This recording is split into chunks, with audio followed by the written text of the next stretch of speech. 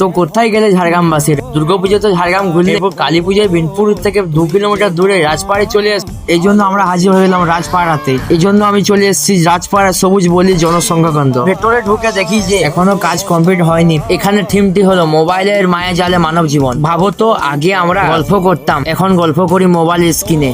ঘরে সবাই একসঙ্গে থাকলেও মন পড়ে থাকে সেই মোবাইলে। হাজার হাজার ফলোয়ার আছে কিন্তু পাশে বসে কথা বলার মানুষ নেই। ভাবুন তো, মোবাইল আমাদের জীবন চালাচ্ছে নাকি আমরা মোবাইলকে চালাচ্ছি? এসব দৃশ্য নিয়ে ফুটে তুলেছে এই থিমটি। আর এদিকে দেখছি ঠাকুর গুলো রেডি হচ্ছে।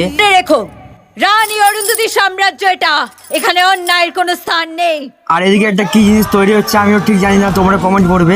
তারপর আমি আরো কাজ দেখার জন্য চলে এলাম ক্লাবের ভেতরে। ক্লাবের ভেতরে ঢুকে দেখি খুব সুন্দর ভাবে, খুব ভালোভাবে দাদা ভাইরা সবাই কাজ করছে। কাজগুলো দেখার পর দাদা ভাইয়ের সাথে একটু কথা বললাম, তোমরাও দেখো। টিমটার নামটা কি হবে বলতে পারবে?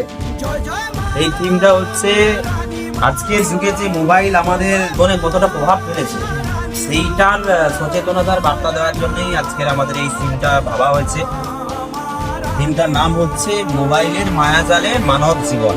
এইটার বাজেট, এই পুজোর বাজেট এই বছর মোটামুটি ওই 2.5 লক্ষ মতো রয়েছে আর কি। যে আমাদের সমস্ত রকম থার্মোকলের কাজ সব এই কাকুটি কমপ্লিট করেছে।